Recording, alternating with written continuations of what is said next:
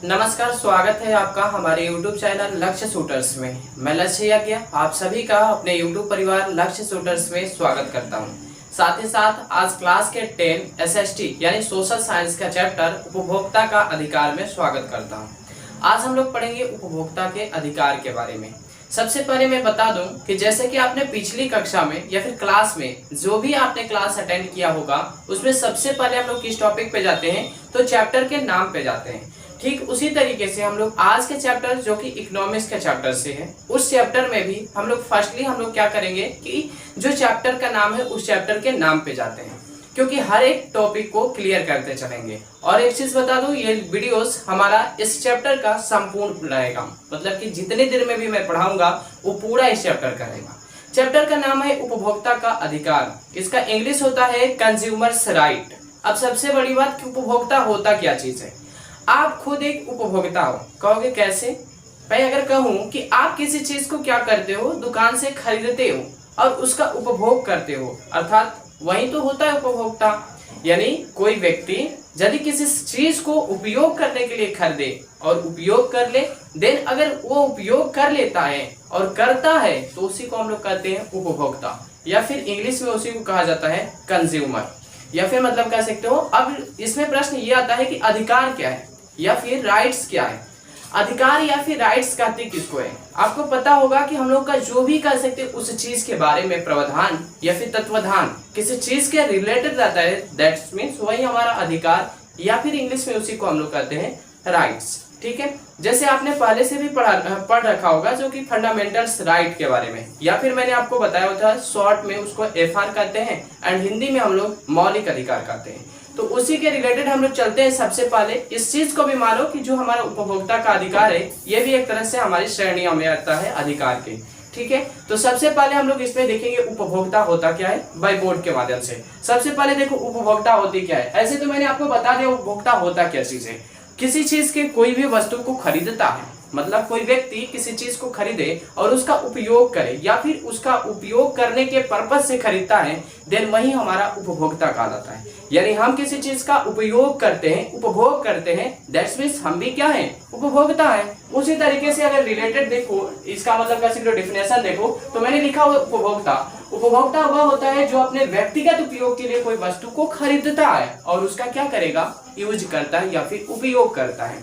यानी मैंने कह दिया कि उपभोक्ता वही कहलाता है भैया, कोई वस्तु दुकान से खरीदे, उसका यूज करे अर्थात उसका उपयोग करे, then it is called consumer, यानी उपभोक्ता कहलाया। नेक्स्ट देखो, अगले श्रेणी में मैंने लिखा हुआ है बाजार और उपभोक्ता। अब एक चीज आता है, मार्केट के बारे में आपने समझा होगा। मतलब मार्केट में क्या होता है, आप बाजार जाते हो, कोई सामान को खरीदते हो या फिर उसका जब खरीद लेते हो तो उपयोग या फिर उपभोग करते हो। तो मार्केट का तो बात तो समझ में आता है, लेकिन इसमें अब जो हमारी उपभोक्ता का बात होती है वो क्या है? तो आपको इसमें कुछ चीजों का प्रावधान होता है। जैसे मैंने पहला इसमें लिखा हुआ है कि इसमें वजन करते समय बेईमानी करते हैं। बाजार में आप जाओगे तो वहां पे बहुत सारे ऐसे दुकानदार होते हैं जो आपको सामान 500 ग्राम देते हैं लेकिन दिखाते कितने हैं? 600 ग्राम दिखाते हैं।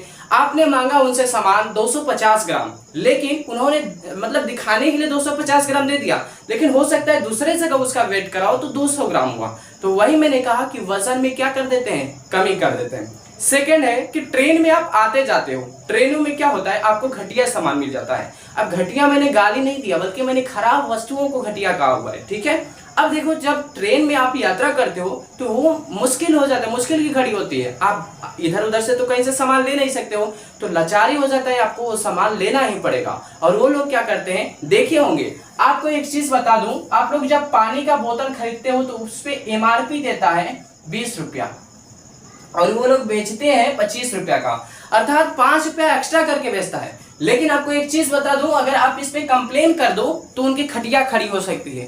लेकिन इसी चीज को बताने के लिए मैं ये चैप्टर पढ़ा रहा हूँ और ये चैप्टर आपके बुक में दिया हुआ है एंड आपके क्लास में पढ़ाया जाता है। इसलिए क्योंकि अगर आप डायरेक्टली जाओ कहोगे सर MRP 20 है 25 में दे दिया, तब तो उस पर हम भी केस करेंगे। भैया केस ऐसा नहीं हो सकता है।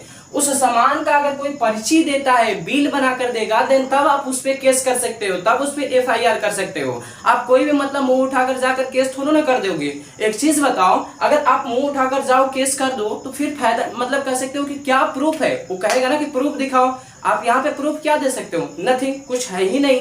इसीलिए आपको सबसे पहले कोई वस्तु खरीदनी चाहिए या फिर कोई वस्तु लेनी चाहिए, देन उसका बिल बनवाना चाहिए। और यही तो हमें जागरूकता दे रहा है। ये चैप्टर हमारे उपभोक्ता का अधिकार इसी के लिए तो हमें जागरूक कर रहा है, इसी के लिए हमें जगा रहा है, भाई जाग जाओ, कोई वस्तु खराब न ले लेना। नेक्स्ट देखो, इसमें बता दिया सामान में मिलावट। अब देखो बहुत सारे ऐसे रिलेटेड दिखा सकते हैं, जैसे कि काली मिर्च होती है। आप लोग जानते होंगे घरों में काली मिर्च का उपयोग होता है, बट पपीता का बीज और काली मिर्च लगभग दोनों सेम होती हैं, सेम कलर की होती हैं। तो कुछ दुकानदार क्या करते हैं कि आपका जो मतलब कह सकते हो कि पपीता का बीज होता है वो काली मिर्च के बदले में बेच देते हैं, सप्लाई कर देते हैं। फिर अगर उसका भी कोई प्रूफ आपके पास रहता है तो आप उसके ऊपर भी कंप्लेन कर सकते हो। एक बेहद आपको कहानी सुनाता हूँ। एक उत्तर प्रदेश की घटना है। आपने बहुत बार फेयर लवली का प्रचार होते हुए देखा होगा। वहां का एक लड़का था, उसने कई दिनों से या फिर कह लो कई सालों से फेयर लवली लगा रहा था, लेकिन वो गोरा हो नहीं रहा था। एक चीज ऐसे भी जेनेटिकली बात है कि अगर कोई मतलब ब्लैक तावा है, तावा नाम सुने होंगे जिसमें रोटियां पकती है, क्या उसको स्टील का थरिया बना सकते हो? नहीं, ये कहावत कई बार आपने सुना होगा। ठीक उसी तरीके से वो लड़का काला था और वो फेयर लवली का प्रचार देखकर फेयर लवली लगा रहा था, लेकिन फिर भी गोरा नहीं हुआ। एक समय ऐसा आया कि उसने कंप्लेन कर दिया, केस कर दिया फेयर लवली पे कि भाई इस कंपनी को बहुत दिनों से यूज कर रहा हूँ लेकिन मैं गोरा हो नहीं रहा हूँ। कंपनी ने कहा कि भाई एक हफ्ते हमारे हिसाब से लगा कर देखो, शायद आप गोरे हो जाओगे। लेकिन मैंने कहा ना कि कभी भी काला तावा स्टील का थरिया तो हो नहीं सकता। ठीक वही उस पे हुआ, भाई वो तो गोर हुई भी नहीं किया और कंपनी पे इधर केस कर दिया। अब कंपनी को लाचार में सरकार ने क्या करवाया, उसके ऊपर 2.5 लाख का मतलब कह सकते हो कि उसको देने के लिए कहा कि जिस व्यक्ति ने तुम्हारा यूज किया प्रोडक्ट उसको तुम 2.5 लाख का जुर्माना लगा कि उसको जुर्माना दो। अब यही आप लगभग समझ गए होंगे कि उसके पास था तभी तो उसने प्रूफ किया तभी ना। अगर प्रूफ ही नहीं करता तो क्या उसको जुर्माना मिलता? No, never. आई होप, मुझे आशा है कि आप लोग को अच्छे से समझ में आ रही होगी। अगर किसी भी तरीके का कोई दिक्कत रहता है तो आप प्लीज हमारे जो कमेंट बॉक्स रहते हैं वो हमेशा ऑन रहते हैं, आप उसमें कोई भी सवाल का पिन कर सकते हैं। मैं अगला रिलेटेड वीडियोस में उस क्वेश्चन को सॉल्व कर लूंगा, ठीक है? तो इसमें घबराए नहीं। और दूसरा चीज आपसे मेरा यही रिक्वेस्ट रहेगा कि प्लीज हमारे चैनल को सब्सक्राइब कर दें, हमें भी सपोर्ट दे दें, आपको भी मैं सपोर्ट जरूर करूंगा, ठीक है? नेक्स्ट देखो, अगला आता है ट्रेन में हमेशा घटिया चीजें देना। ये तो मैंने बता दिया, पता चला कि 10-15 दिन पहले ही से खाना बना हुआ था, वही लाकर हम लोग को खिला दिया। अब भाई लाचारी है। मैंने कहा ना कि बहुत बार ऐसी लाचारियां होती है जबकि हम लोग दूसरे काम को कर ही नहीं सकते, लाचार होकर उन्हें लेना पड़ता है। अगर बाई चांस ट्रेन रुकने वाली ना हो, हमें प्यास लग जाए तो भाई ट्रेन का पानी तो इस्तेमाल करना पड़ेगा ना, वही चीज होता है। नेक्स्ट आ जाओ, गलत जानकारी देना। भाई गलत जानकारी भी दोगे तब पर भी ये भी क्या है, हमारा खराब है। गलत जानकारी देना किसी के कह सकते हो, मतलब गलत जानकारी। जैसे हमने अभी एक कहानी आपको सुनाया फेयर लवली का, ये गलत कहानी नहीं है तो क्या है? बिल्कुल गलत कहानी है। भाई फेयर लवली का तुम प्रचार कर रहे हो कि व्यक्ति गोरा हो जाएगा, देन गोरा हो जाना चाहिए, लेकिन वो तो गोरा हो नहीं रहा है, तो ये भी क्या है, हमारा गलत प्रचार है। तो गलत भी हमें जानकारी नहीं देना चाहिए। नेक्स्ट टॉपिक पे आओ, भारत में उपभोक्ता आंदोलन। भैया भारत में क्या होने लगा, उपभोक्ता के लिए लोग धीरे धीरे जागरूक होने लगे, मतलब कि इनके अंदर चेतना बढ़ने लगी कि भैया नहीं हमें ठगा जा रहा है या फिर वगैरह कुछ भी, मतलब हमें इससे दिक्कत किया जा रहा है। जैसे अभी बहुत सारे ऐसे प्रोडक्ट हैं जिनका कि लोग इस्तेमाल नहीं करते हैं या फिर किसी कारणवश से उनको मतलब कह सकते हैं कि बाइकआउट करने लगते हैं। तो ये उन लोगों को पता चलता है तभी ना बाजार में आते हैं। बाजार में पता चला कि उससे कोई अच्छी क्वालिटी की चीजें हमें मिल रही है, तो भाई अच्छी क्वालिटी का लेंगे, उसको कहाँ ले लेंगे, सस्ता मिल रही है देन उसका यूज करेंगे, सस्ता भी है अच्छा भी है।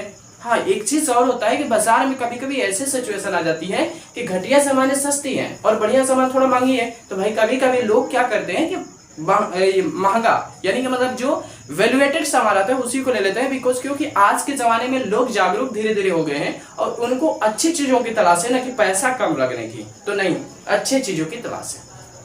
नेक्स्ट आ जाओ, भारत में उपभोक्ता आंदोलन 1960 में रफ्तार पकड़ी थी। अब ध्यान देना, ये जो उपभोक्ता आंदोलन है 1960 में इसकी रफ्तार तेज हो गई थी। तेज रफ्तार का मतलब बहुत ज्यादा जानकारी मतलब लोगों में ये विस्तृत होने लगी, यानी स्प्रेड होने लगी, यानी कि फैलने लगी, ठीक है। नेक्स्ट देखो, अब एक चीज इसके लिए आया, इसके लिए कौन सी चीज है जिसको बोला गया कोपरा।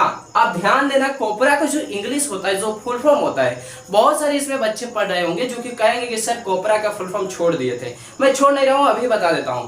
कंज्यूमर प्रोटेक्शन एक्ट होता है, ध्यान देना, कंज्यूमर प्रोटेक्शन एक्ट होता है, जिसको हिंदी में हम लोग उपभोक्ता सुरक्षा अधिनियम कहते हैं, ठीक है। जो कोपरा होता है, आपको एक और चीज बता दूं, इस कोपरा का इस्तेमाल आपकी यूट्यूब चैनल पे भी किया जाता है। जब मैं वीडियोस को अपलोड करता हूं देन कोपरा एक्ट के तहत, यानी कि कह सकते हो 1960 के हैं जो मतलब हमारे कह सकते हो कि एक्ट बना हुआ है, उसके तहत हमें एक सूचना प्रोवाइड की जाती है कि आप किसी व्यक्ति को गलत ना ही सूचना दे सकते हो। यानी आरटीआई के अनुसार मैं किसी भी व्यक्ति को या फिर किसी पर्सन को गलत सूचना नहीं दे सकता हूँ। बहुत सारे ऐसे यूट्यूबर होते हैं जो कि वीडियोस में व्यूज पाने के लिए गलत सूचना दे देते हैं। अभी एक है न्यूज चैनल चलाते हैं शायद शुभम कुछ मतलब करके है, ब्राह्मण व्यक्ति हैं, लेकिन एक चीज देखो वो क्या करते हैं कि अभी वो चाहे खराब मतलब व्यक्ति हो चाहे अच्छा व्यक्ति हो, दोनों तरीके से व्यूज पाने के लिए वो कुछ भी हद पे पार कर लेते हैं। अभी मीडिया का हाल भी वही बदतर ही है। मैं मीडिया के बारे में पढ़ाऊंगा तो उसमें बताऊंगा जरूर, ठीक है। नेक्स्ट देखो, नेक्स्ट तो यहाँ तक लगभग आपको समझ में आ गया होगा। अब देखो कोपरा का मतलब क्या है। 24 दिसंबर 1986 में कंज्यूमर प्रोटेक्शन एक्ट लागू किया गया था। ध्यान देना 24 दिसंबर 1986, ये 1 मार्क्स के क्वेश्चन में पूछा जा सकता है। प्लीज इसको ध्यान देना कि 24 दिसंबर 1986 में कंज्यूमर एक्ट लागू किया गया, यानी कि मतलब लोगों पे इसको अधिकार को इसको कह सकते हो मतलब हर लोगों को ये मानने के लिए बाध्य कर दिया गया। इसीलिए 24 दिसंबर को प्रत्येक साल हम लोग उपभोक्ता दिवस के रूप में मनाते हैं, या फिर कह सकते हो उपभोक्ता जागरूकता दिवस के रूप में हम लोग हर साल 24 दिसंबर को मनाते हैं। देख लो यहाँ लिखा हुआ भी है, ठीक है। इसको क्या करते हैं 24 दिसंबर को उपभोक्ता दिवस के रूप में मनाते हैं, जबकि इसको लागू कब किया गया था 24 दिसंबर 1986 को लागू किया गया था। अब ये कोपरा होता क्या है, एक और सवाल आपके मन में उठ रहा होगा, सर कोपरा होता क्या है, या फिर कंज्यूमर प्रोटेक्शन एक्ट या फिर कह लो उपभोक्ता अधिकार सुरक्षा अधिकार होता क्या चीज है। मैंने यहाँ पे लिखा हुआ है कि कोपरा के तहत उपभोक्ता न्यायाधिकरण की स्थापना उन उपभोक्ताओं को न्याय दिलाने के लिए की गई थी जिनके अधिकारों का दुरुपयोग किया गया था। दुरुपयोग का मतलब होता है मिसयूज किया गया था, मतलब कि अगर मान लो कोई व्यक्ति है वो ज्यादा पढ़ा लिखा नहीं है तो उसको गलत सामान दोगे, गलत जानकारी दोगे, तो अगर ऐसा कोई मतलब पता चलता है कि कोई व्यक्ति वैसा कर रहा है या फिर मतलब उसके साथ दुरुपयोग कर रहा है या फिर दुर्व्यवहार कर रहा है, देन उसके ऊपर भी FIR होगा या फिर कह सकते हो उसके ऊपर भी केस होगा, ठीक है।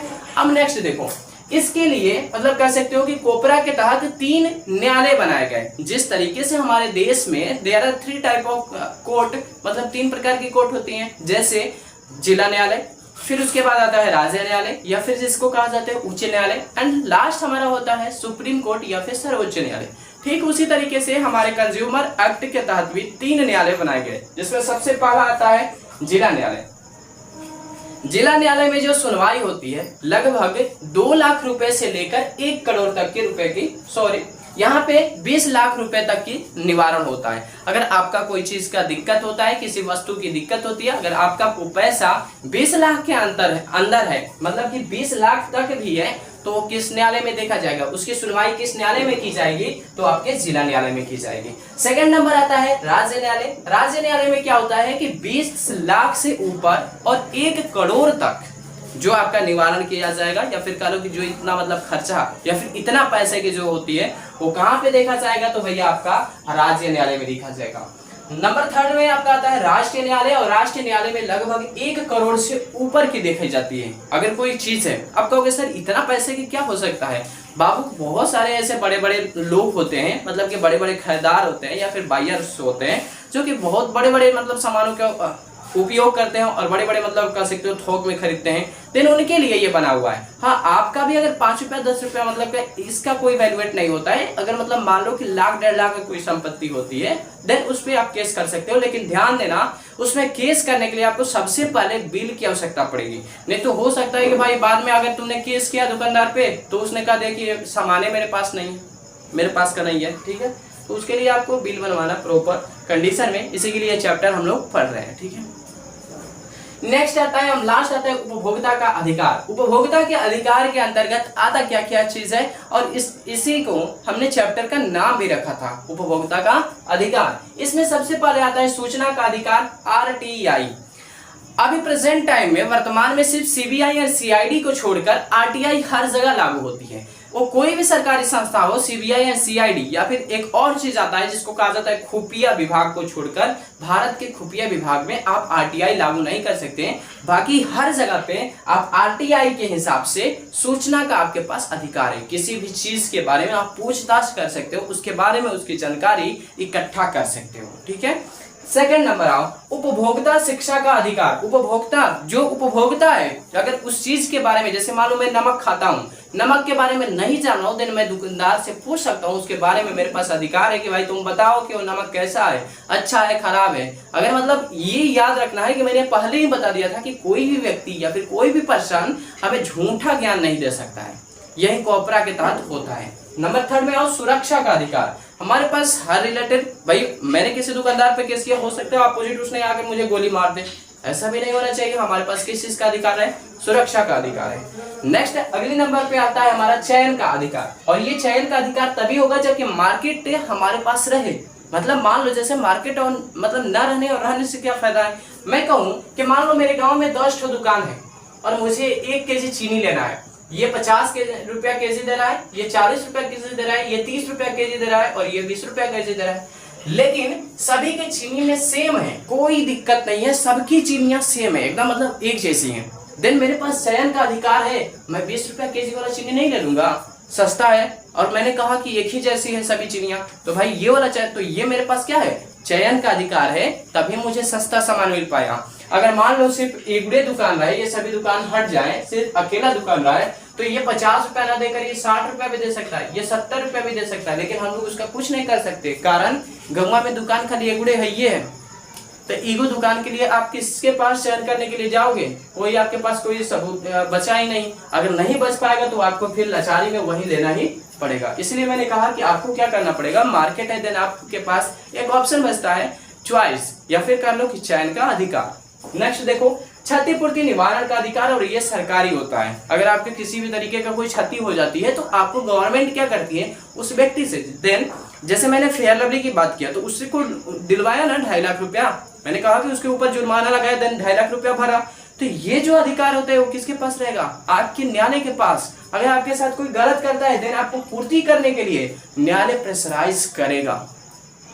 आई होप, मुझे आशा है कि आप लोगों को यहाँ तक बहुत अच्छा लगा होगा और बहुत ही अच्छे से समझ में आया होगा।